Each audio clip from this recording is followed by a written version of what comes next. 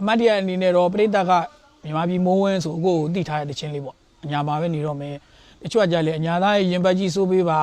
သူတို့ရဲ့စိတ်ထဲဆွဲနေတာအညာသားရဲ့ရင်ပတ်ကြီး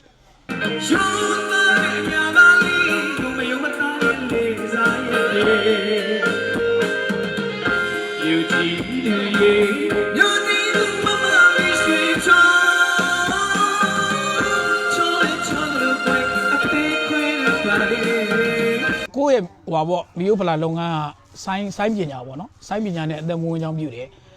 ကိုကဝါသနာကြီးတယ်အမှုပညာတစ်ပတ်တည်းဘာဖြစ်ဖြစ်အကုန်ဝါသနာရှိတယ်ကိုတို့အနေနဲ့တော့ပြိတ္တကိုဖျော်ပြတဲ့နေရာမှာဘာဖြစ်ဖြစ်စေရောကိုပါဖျော်ပြရဆိုတော့ခန်းစားချက်ကတော့အတူတူပါပဲဒီတပင်းပညာနဲ့ပေါ့နော်ဆိုင်းပညာနဲ့ကိုတို့လောက်ကင်စားတော့လာဆိုဒီဆိုင်းပညာကိုတော့ကိုကဘယ်လိုမှစွန့်လွတ်မှာမဟုတ်ပါဘူး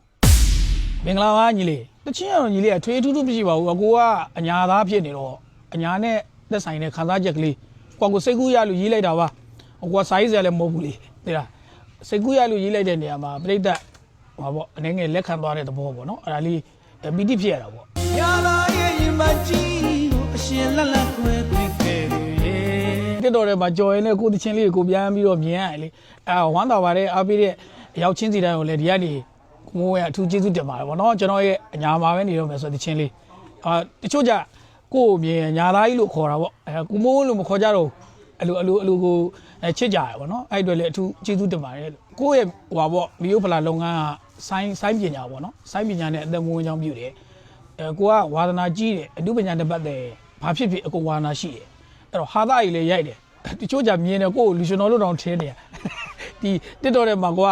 ဟာသားလေးတွေပေါ့နော်ဒီပုံတို့အဒီခိုင်တို့နဲ့အရေးဆုံးကိုတို့မောင်နှမတွေမိသားစုတွေတွဲပြီးရိုင်းနဲ့ကိုကလည်းဟာသားကိုကြိုက်တာဟုတ်အဲ့တော့သူများတွေစိတ်ဆင်းရဲတာတွေလုံနာချိန်တွေမှာကိုဗီဒီယိုလေးမြင်ပျော်မှာပဲဆိုအဲ့လိုဟာသားလေးရိုင်းနဲ့တချို့ကလူရှင်တော်လို့တောင်ထင်တာအမှန်တကယ်ကကျွန်တော်ဆိုင်းစရာပါမြန်မာပြည်မိုးဝင်းနာမည်နဲ့တီးပါတယ်ကြောက်ပြောင်းပါနော်ဟုတ်တယ်ကျွန်တော်အဆိုပွဲတွေငားတယ်လည်းဒီအညာတချင်းလေးနဲ့ပေါ့နော်ဒီအညာမိုင်းနေရမယ်ဆိုတချင်းလေးနဲ့တချို့ငားတယ်ကျွန်တော်အဲ့ဒါဆိုင်းပွဲအားတဲ့ချိန်တွေကျွန်တော်လိုက်ပါတယ်ဒါဟိုရက်ကလေးတော့ချင်းရတာပေါ့ကျွန်တော်ရဲ့ဟိုဆိုင်းပွဲကြီးတွေပြစ်ပြီးတော့ကျွန်တော်လိုက်လို့မရဘူးပေါ့နောက်မှကျွန်တော်မိခိုးပြီးတော့စားတော့နေတဲ့အဖွဲ့သားတွေသူတို့ငယ်တော့အဖြစ်ကျွန်တော်အဆိုပွဲတွေကြလွတ်ရတာတချို့ရှိအောင်ပေါ့နှမျိုးစရာကောင်းဒီတချင်းကဘယ်နေရာမှာဖြစ်ဖြစ်ကလေးတွေရောလူကြီးတွေရောကိုကဆိုလိုက်ပြီးဆိုင်းနဲ့ထွက်လို့ဆိုင်းဝိုင်းနဲ့ရပဲဆိုအဆိုငားလို့ပဲဆိုအောက်ကလည်းအားပေးတယ်ကိုတချင်းအလွတ်ရရဲ့လူတွေတော်တော်တွေ့ရတယ်လေအဲ့မှာအောက်ကသူတို့ဆိုတဲ့အတန်ကြတော့ရင်ပတ်ထက်မှာဘယ်လိုမှမသိဘူးအရန်ကိုဝမ်းသာရပေါ့နော်ပျော်စရာဖြစ်တာပေါ့ကို့အတွက်တော့တကယ်ကိုမမေ့နိုင်တဲ့တချင်းတစ်ပုဒ်ပါပဲပြောရရင်တော့အတူတူပဲထင်တယ်အကူကတော့ဘာဖြစ်လို့လဲဆိုတော့ဆိုင်းထဲမှာတီးတော့လေအောက်ကပြိတ္တာဒါပေမဲ့ဆိုင်းထဲမှာじゃအောက်ကအငိမ်ပေါ့ပြိတ္တာကအငိမ်ထိုင်းပြီးတော့ကြည့်ပြီးတော့နားထောင်တယ်တချင်းလေးပြီးသွားပြောင်းလက်ခုပ်တီးတယ်အားပေးကြတယ်ဒီအစိုးကြတော့ကိုတို့ကဆိုင်းစရာဆိုတော့ဝိုင်းထဲမှာအငိမ်ထိုင်းပြီးတော့တီးနေတာဟုတ်ဆိုင်းစရာကြအစိုးကြတော့ဒီမှာမတ်တက်ရက်ပြီးတော့စင်ပေါ်ကနေဟိုဘက်သွားတယ်ဒီဘက်သွားတယ်ပြိတ္တာကအဲ့မှာ live ဓာတ်ရိုက်ဟိုအော်ဆိုကြတယ်မိုက်ထိုးပေးတယ်ပေါ့နော်အဲ့ဒီဟာကြလဲတော်တော်လေးပျော်စရာကောင်းတယ်ပေါ့နော်ကိုတို့အနေနဲ့တော့ပြိတ္တာကိုဖျော်ပြတဲ့နေရာမှာဘာဖြစ်ဖြစ်စေရောကိုပါဖျော်ပြရဆိုတော့ခန်းစားချက်ကတော့အတူတူပါပဲအဲ့လိုတော့စိတ်မကူဘာလို့ဆိုတော့ကိုမီယိုဖလာဘိုးစင်ပေါင်ဆက်ဒီမြန်မာဆိုင်းပညာနဲ့ပဲအသက်မွေးတယ်တချင်းတွေကိုလည်းဆက်လုပ်သွားမယ်အကိုတို့ကမျိုးရိုးအချို့ကြားဘူးတယ်အခုလူငယ်တွေတော့မကြားဘူးတော့အကိုတို့ရဲ့အဘကြီးပေါ့ရွှေမန်းဥကျော်အောင်နဲ့အတန်ဝိဇ္ဇာအဲ့မင်းသားကြီးကနေဆင်းသက်လာတယ်အကိုတို့ဆွေစဉ်မျိုးဆက်ဒီတပင်းပညာနဲ့ပေါ့နော်ဆိုင်းပညာနဲ့အကိုတို့လောက်ကင်စားတော့လာဆိုဒီဆိုင်းပညာကိုတော့အကိုကဘယ်လိုမှစွန့်လွတ်မှာမဟုတ်ပါဘူးအကိုအဖေကကြတော့ဒါနိုင်ငံတော်ရွှေသိမ်းစုရှင်ပဲပေါ့နော်အခုဆိုရင်တော့သူကစုကိုင်းကြီးတွေမှာနီးပြဖြစ်တာဝန်ထမ်းဆောင်ရတယ်ပေါ့နော်ဥစုံဝဲမောင်နဲ့ TV စုံဝဲမောင်ဆိုပြီးတစ်ခါနာမည်ကြီးခဲ့တယ်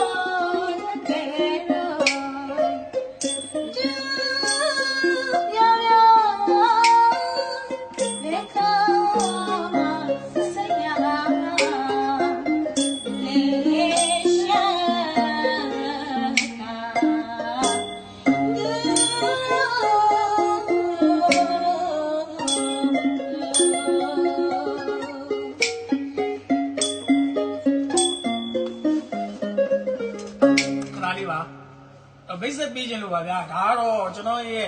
ဖခင်ပေါ့နော်ဆိုင်းဆရာကြီးစောင်းဆရာကြီးဖြစ်တဲ့ရင်ကတော့ကျွန်တော်တို့ TV ဇော်ဝင်းမောင်ဆိုပြီးတော့ပေါ့နော်မြန်မာအတန်ခေတ္တကနာမည်ကြီးခဲ့တဲ့ကျွန်တော်ဖခင်ဖြစ်ပါတယ်ဒါကတော့ကျွန်တော်ရဲ့မိခင်မှာ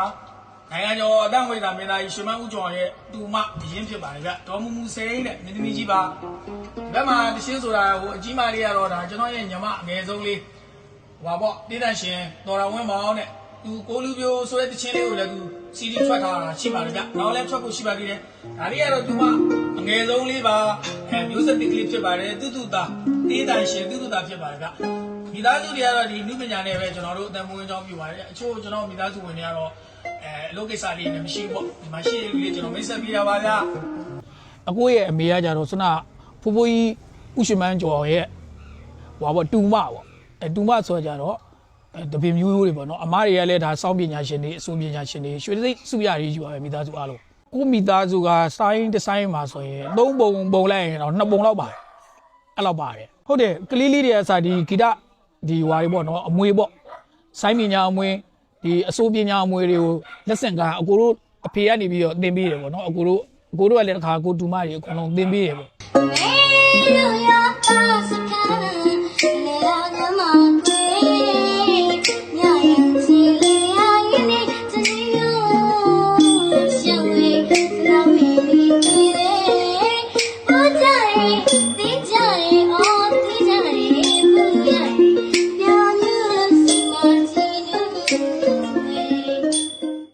ညာသားရင်ဘတ်ကြီးဆိုရင်လည်းရင်ဘတ်လည်းမှပြည့်နေတော့သူတို့ကိုတို့ရဲ့အမှုပညာကိုအားပေးနေတယ်သူတို့ရဲ့အားပေးမှုနဲ့เนาะအလူရှင်လူမာတွေရောပေါ့နော်ဟိုကိုငားတဲ့ပရိသတ်တွေရောအားပေးတဲ့ပရိသတ်တွေရောသူတို့ကြောင့်အကိုတို့ရက်တည်နိုင်တာလေသူတို့ကြောင့်အကိုတို့မိသားစုတီတီငိမ့်နေစားတော်နိုင်တာဖြစ်တဲ့အတွက်ဘလို့မှနှိုင်းဆလို့မရတဲ့ကျေးဇူးကြီးမားပါတယ်လူတွေကနေအထူးကျေးဇူးတင်ကြောင်းပြောလိုပါတယ်အမတ်တရအနေနဲ့တော့ပရိသတ်ကမြန်မာပြည်မိုးဝင်းဆိုအကိုကိုသိထားတဲ့ချင်းလေးပေါ့အညာမှာပဲနေတော့မယ်တချို့ကြလေအညာသားရဲ့ရင်ဘတ်ကြီးစိုးပေးပါသူတို့ရဲ့စိတ်ထဲဆွဲနေတာညာသားရဲ့ရင်ဘတ်ကြီးဟုတ်ကဲ့အဲ့လေးတစ်ပိုက်လောက်ကျွန်တော်မြည်ပေးပါမယ်နော်ညာသားရဲ့ရင်ဘတ်ကြီးကိုအရှင်လက်လက်ခွဲပြေခဲ့သူရဲ့ဟိုရင်ကဆိုရင်တချင်းလေးတစ်ပုတ်ကျွန်တော်ကြားဘူးပါတယ်အောက်ပြေအောက်ရွာဆိုတာလူညာတွေပေါ်တဲ့မကြုံဘူးလို့မယုံဘူးမေရဲ့မကြုံဘူးလို့မယုံဘူးလေကွယ်အခုတော့ညာသားတဲကိုအောက်ပြည်သူခွဲခဲ့လို့အသေးတွေကွဲအသေးကွဲလို့အညာကိုပြန်တော့မယ်ရုံးသားညာသားလေးကိုမယုံမသားတဲ့လေးစားရဲ့ယူကြည့်ရဲ့ညနေလူမမလေးဆွေချောချောလေးချောလို့ကွဲအသေးကွဲလို့ပါလေနောက်တစ်ခါဆိုရန်ကို